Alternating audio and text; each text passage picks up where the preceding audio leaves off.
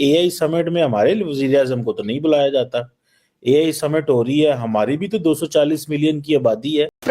Indian prime minister Narendra Modi साहब पहुंचे हैं पेरिस और पेरिस में उनका बहुत ही शानदार इस्तकबाल किया गया है। ग्रैंड रिसेप्शन उनको एयरपोर्ट से लेकर भारत के वजीर आजम नरेंद्र मोदी फ्रांस तो पहुंच गए हैं और बड़ा उनको जबरदस्त किस्म का इस्तकबाल किया गया।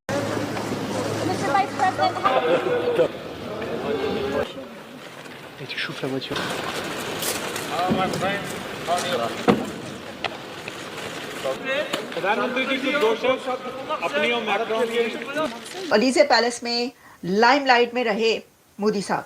भारत के प्राइम मिनिस्टर जो है वो फ्रांस गए हैं और सुना पाकिस्तान की एयर स्पेस से गुजरे हैं। पाकिस्तानी इसी से बड़े खुश हो रहे हैं। इंडिया एक कौम की तरह बन चुका है, उसने एक कौम बना दी है ना इंडिया को, हिंदुता। यहाँ पे अभी हम पंजाबी वो जो है ना सिंधी उसी में बटे हुए हैं। नरेंद्र मोदी जी की जो दोस्ती है प्रेसिडेंट मैक्रोन के साथ, वो पर्सनल कैपेसिटी में उसका एक अलग लेवल है।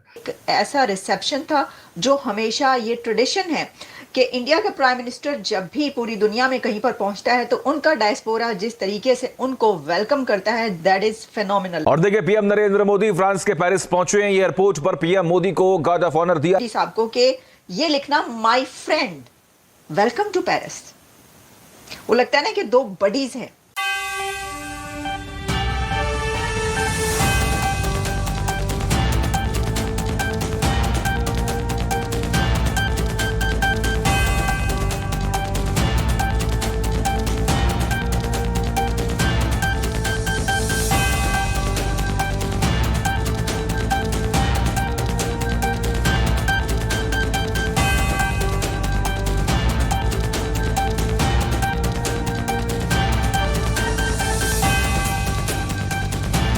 बात करेंगे आज Indian prime minister Narendra Modi साहब पहुंचे हैं पेरिस और पेरिस में उनका बहुत ही शानदार इस्तकबाल किया गया है। ग्रैंड रिसेप्शन उनको एयरपोर्ट से लेकर और एयरपोर्ट से बाहर निकलने के बाद वहां पर उनका डायस्पोरा एज यूजुअल एक ऐसा रिसेप्शन था जो हमेशा ये ट्रेडिशन है कि इंडिया का प्राइम मिनिस्टर जब भी पूरी दुनिया में कहीं पर पहुंचता है तो उनका डायस्पोरा जिस तरीके से उनको वेलकम करता है, दैट इज फेनोमिनल, अनबिलीवेबल होता है कि बहुत ठंड थी। अच्छा, भारतीय वजीर आजम ने अपने सोशल मीडिया पर ये लिखा कि बहुत सर्दी है, लेकिन इस सर्दी के बावजूद भी जो लोग हैं वो बिल्कुल उसी तरीके से आए, बल्कि बहुत बड़ी तादाद में वहां पर पहुंचे।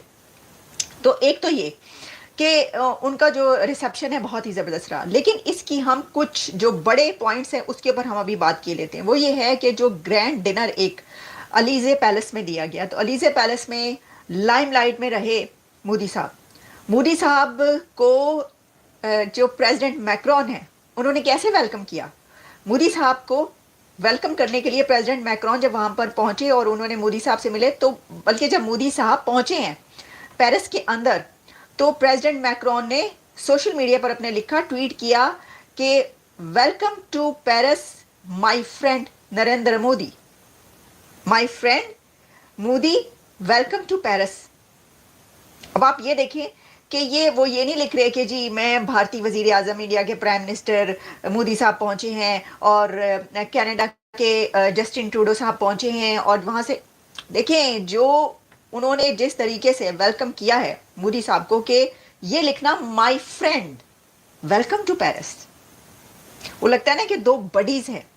और ऐसा ही है, इसकी वजह ये कि आपको याद होगा कि फ्रांस के प्रेसिडेंट तो वहां पर रिपब्लिक डे में एक साल पहले रोड शो में उन्होंने हिस्सा लिया था। कैसे बाहें डालकर दोनों जो प्राइम मिनिस्टर थे उन्होंने रोड शो किया और इस तरह हाथ हिलाते हुए नजर आते हैं। अभी भी ऐसा ही हुआ है, और ये कोई फर्स्ट टाइम तो है नहीं। देखें जो मोदी साहब हैं वो तो पहले भी एक बार फ्रांस जो हैं वो आ चुके हैं और ये सब कुछ पहले भी होता रहा है, लेकिन एक बार फिर। अच्छा, अलीजे पैलेस में हुआ ये कि जब एक ग्रैंड रिसेप्शन जो दिया गया वहाँ पर नरेंद्र मोदी साहब छाए रहे और उन्होंने बढ़कर जो new vice president of America JD Vance हैं उनको मिले, वो बहुत गर्मजोशी के साथ, और उनको वेलकम किया। और सिर्फ वेलकम नहीं किया बल्कि मोदी साहब ने जेडी वेंस साहब को ये कहा कि ग्रेट विक्ट्री, कॉन्ग्रेचुलेट किया, क्योंकि this is the first time कि भारतीय वजीर आजम अमरीकी वाइस प्रेसिडेंट के साथ मुलाकात कर रहा है, तो ये उनका कहना बनता था और उन्होंने उसको उसी तरीके से निभाया और कहा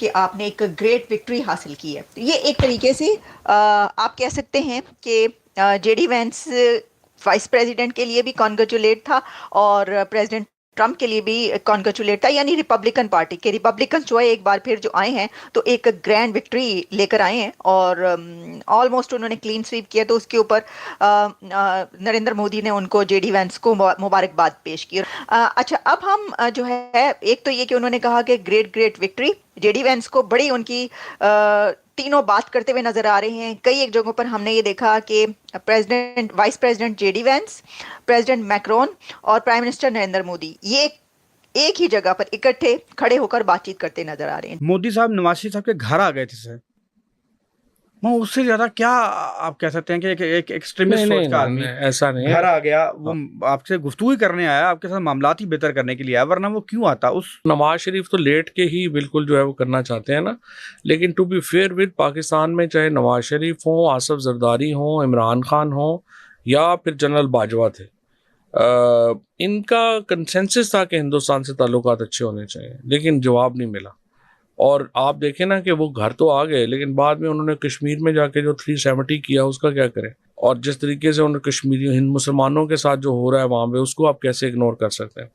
अब तो पाकिस्तान में ज़हनी तौर पे लोग जो है इतने हार गए हैं ना कि वो, अगर आप बात करें कि कश्मीरियों के साथ, वो कहते हैं जी आपके अपने मुल्क में क्या हो रहा है, आप पहले ये तो देखें। और भाई मुल्क में भी हो रहा है, लेकिन अपने मुल्क के लिए भी बात करनी है, लेकिन इसका मतलब ये तो नहीं कि आप गज़ा के मुसलमानों के लिए बात ना करें या हिंदुस्तान के में जो ज़्यादतियाँ हो रही हैं उन पर बात ना करें। लेकिन एक ज़हनी तौर के ऊपर पाकिस्तान की कौम को एक हरा दिया गया है, जो सर ऐसा लगता है कि बड़ा अनफॉर्चुनेट। मैं जयशंकर को सुनता हूँ सर, मैं वो फॉरेन ऑफ ट्रिप्स पे सर, वो उसने यूरोपियन सारे बैठे हुए थे, उन्होंने कहा एक तो आप इस खत से निकल आए कि आपकी लड़ाई हमारी लड़ाई है और हमारे मसले आपके मसले नहीं हैं। इस खत से ज़रा निकल आए। यूरोप का मसला सारी दुनिया का मसला होना चाहिए और सारी दुनिया का मसला यूरोप का मसला नहीं होना चाहिए। मुझे तो कभी कभी लगता है सर, जो मैं उनको देखता हूँ, मैं फॉरेन ट्रिप्स देखता हूँ, फॉरेन वो जिस तरह उन्होंने मिडिल ईस्ट में, सर हमारा होल्ड था मिडिल ईस्ट में, वो मनूवर कर गए। अमेरिका क्वाड 4 उन्होंने बना दिया। फिर यूरोप में मैं देखता हूँ कि वो अपने मामलात कर गए, वो रशिया के साथ अपने मामलात देख रहे हैं, वो चाइना के साथ अपने मामलात देख रहे हैं। ऐसा लगता है कि कम से कम फॉरेन पॉलिसी के लिहाज से इंडिया ने पाकिस्तान को आउट क्लास कर दिया सर। नहीं, वो तो जाहिर है, उन्होंने चाइना से दुश्मनी अपनी वेस्ट को बेची है ना। हाँ जी, पाकिस्तान को भी समझ नहीं आ रही, हम 2 दिन हम चाइना के साथ होते हैं, 2 दिन हम अमेरिका के साथ होते हैं।